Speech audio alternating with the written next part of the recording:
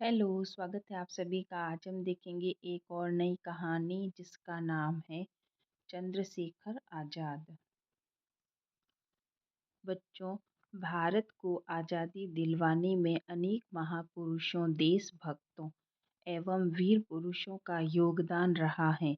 इन्हीं में से एक चंद्रशेखर आज़ाद थे, जिन्होंने अपनी बहादुरी व बुद्धि कौशल से ब्रिटिश शासन की चूलें हिला दी थी।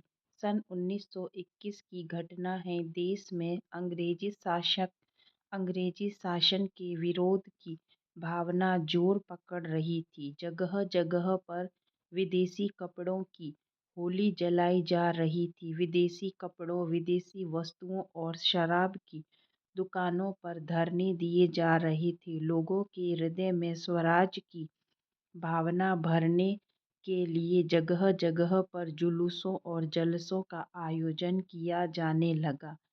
सारे देश में स्वदेशी स्कूल और कॉलेज खोले गए, जहां भारतीय विद्यार्थियों को देशभक्ति और स्वराज्य के बारे में बताया जाने लगा। 16 वर्ष की आयु के चंद्रशेखर के मन में भी देशभक्ति की ज्वाला भड़क रही थी।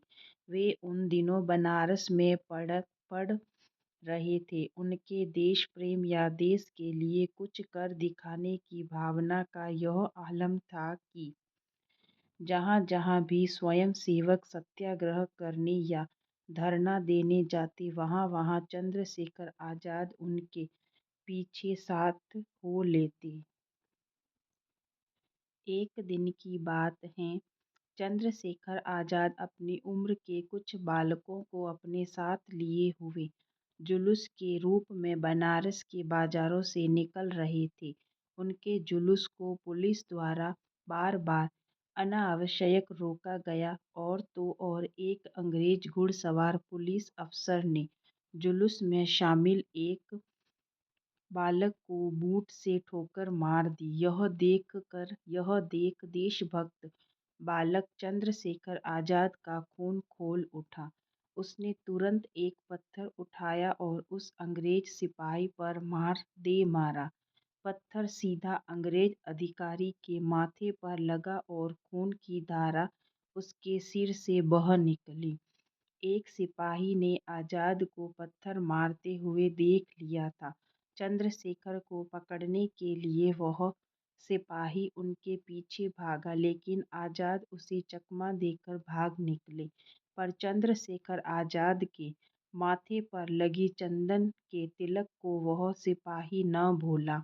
आज़ाद आज़ाद की तलाश में उसने पुलिस दल के साथ पूरे बनारस शहर की एक एक धर्मशाला छान मारी, मगर वे आज़ाद को न ढूंढ सके। अंत में बड़ी मुश्किल से वे आज़ाद का पता पा सके। चंद्रशेखर आज़ाद को गिरफ्तार कर लिया गया और उन्हें हवालात में बंद कर दिया गया। पुलिस ने उन्हें हवालात में रखा और ओढ़ने को कुछ नहीं दिया। उनका अनुमान था कि वह नवयुवक सर्दी लगने पर घबराकर अपने किए की क्षमा मांग लेगा।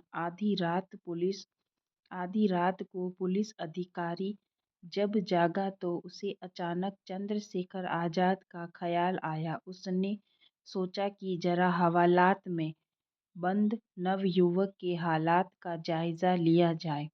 हवालात की कोठरी में जब उसने अंदर झाँका तो सन्न रह गया। उसने देखा कि आज़ाद दंड बैठक लगा रहे हैं और उनके शरीर से पसीना टपक रहा है।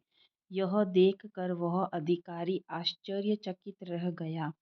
दूसरे दिन चंद्रशेखर आज़ाद को अदालत में पेश किया गया। अदालत में मजिस्ट्रेट ने चंद्रशेखर से पूछा, ए लड़के, तेरा नाम क्या है? चंद्रशेखर ने जवाब दिया, आज़ाद। तुम्हारे पिता का नाम क्या है? मजिस्ट्रेट ने पूछा। चंद्रशेखर ने कहा, स्वतंत्र। मजिस्ट्रेट ने फिर पूछा, तुम्हारा घर कहाँ है? चंद्रशेखर ने निर्भीकता से कहा, जेल खाना।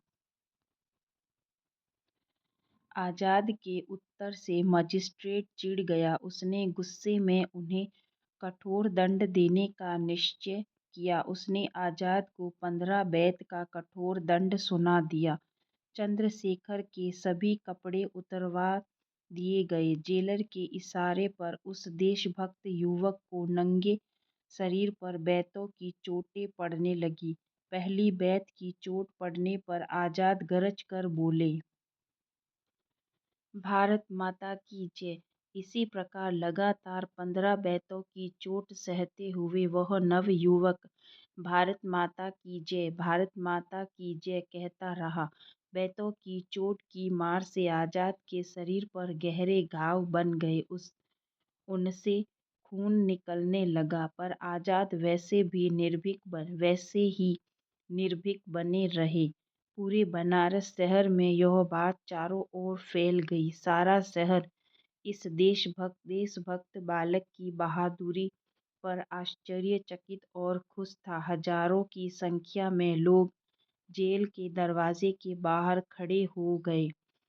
सभी इस देशभक्त सपूत के दर्शन करना चाहते थे। जैसे ही इस देशभक्त नवयुवक ने जेल से बाहर कदम रखा, वैसे ही हजारों कंठों से चंद्रशेखर आजाद की जय, भारत माता की जय और इंकलाब जिंदाबाद के नारे फूट पड़े। चंद्रशेखर आजाद की खून से रंगी कमीज को देखकर सभी की आंखों में आंसू फूट पड़े। सभी ने आंसू भरे नेत्रों से भारत माता के उस वीर सपूत का अभिनंदन किया। ऐसा लग रहा था मानो पूरा बनारस शहर ही उस देशभक्त युवक के दर्शनों के लिए सड़कों पर आ गया है। चंद्रशेखर आजाद को मंच पर खड़ा किया गया। नगरवासियों ने उन्हें फूलों से लाद दिया। आगे चलकर चंद्रशेखर आजाद ने क्रांतिकारी बन देश के स्वाधीनता आंदोलन में महत्वपूर्ण योगदान दिया। उन्होंने बहुत ही कम उम्र में देश के लिए अपने प्राणों का बलिदान कर दिया था। उनसे प्रेरणा पाकर देश में स्वाधीनता आंदोलन और तेज हुआ। आखिरकार अंग्रेजों को हमारा देश छोड़कर जाना पड़ा। इस कहानी से हमें यह शिक्षा मिलती है, अपने देश की रक्षा और स्वतंत्रता के लिए हमें अपने प्राणों की बाजी लगा देनी चाहिए। देश को स्वाधीन कराने में योगदान देने वाले महापुरुषों को आदर व श्रद्धा से याद करना चाहिए। आज का वीडियो अच्छा लगा हो तो थैंक यू।